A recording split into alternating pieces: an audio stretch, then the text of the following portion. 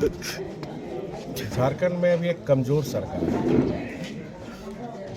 अगर लीडरशिप कमज़ोर होगा तो सारी मुसीबत अपने आप आ जाएगी और सारे विकास के काम ठप। और जब कमज़ोर सरकार होती है तो भू माफिया, अवैध जंगल की कटाई, अवैध खनन जो सरकार के द्वारा संरक्षण प्राप्त होते हैं, यही झारखंड में चल रहा है।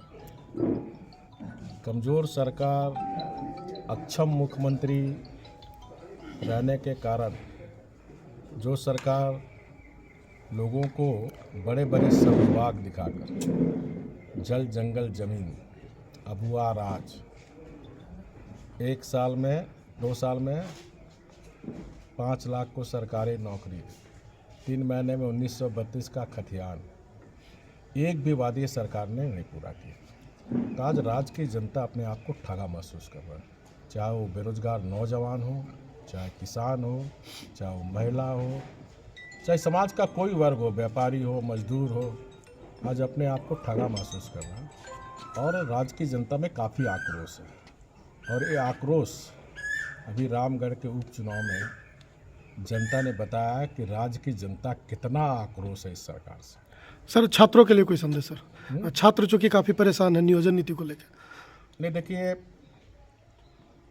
14 वर्ष के बाद पहली बार जब भारतीय जनता पार्टी की सरकार बनी तब हमने 2015 में नियोजन नीति बनाई थी और उस नियोजन नीति में पहली बार राज्य गठन के बाद 14 वर्ष में अनेक आदिवासी मुख्यमंत्री बने, लेकिन किसी ने जनजाति भाषा जो 9 भाषा हमारा संथाली, मुंडारी, मुंडा हो, खोटा, कुरमाली, कुड़ुक, किसी ने राज्य कर्मचारी चयन और परीक्षा नियमावली में किसी ने शामिल नहीं की थी। हमने पहली बार 2014 में 9 जनजाति भाषा के साथ जो द्वितीय राजभाषा है, जो उर्दू, बंगला, उड़िया को भी जोड़ने का काम किया और फिर जब बाद में भोजपुरी, मंगिका, अंगिका को हमने द्वितीय राजभाषा घोषित किया, स्वतः अभी आ गया और उसके आधार पर हमने 1 लाख से ज़्यादा सरकारी नौकरी दी थी, चाहे इसमें टीचर की 32,000 की बहाली हो, 8,000 सिपाही की बहाली हो, 2200 दरोगा की बहाली हो, 2200 वनरक्षी की बहाली हो, अनेक बहालियाँ उसी नियोजन नीति के द्वारा हुई थी। और 2016 में हमने स्थानीय नीति परिभाषित की थी। उस स्थानीय नीति में था जिसके पास खतियान होगा वो स्थानीय कहलाएगा। दूसरा उसमें क्लाउज था जो 1985 से झारखंड में रह रहे हैं सभी झारखंडी, क्योंकि आप विभाजित बिहार से ही हमारा झारखंड अलग हुआ। तो जो बरसों से हमारे, चाहे वो बिहार के रहने वाले हो, यूपी के हो, किसी राज्य के, और भारत का संविधान कहता है कि देश का कोई भी नागरिक कहीं भी रोजी रोजगार करके बच सकता है।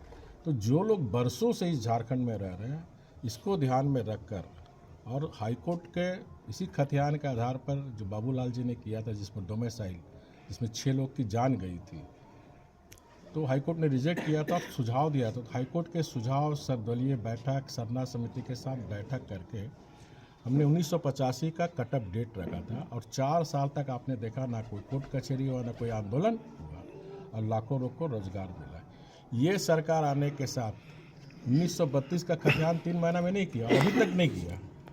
इसने क्या किया, भाषा विवाद खड़ा किया और हिंदी, इंग्लिश और संस्कृत को हटा दिया, उर्दू भाषा को रखा।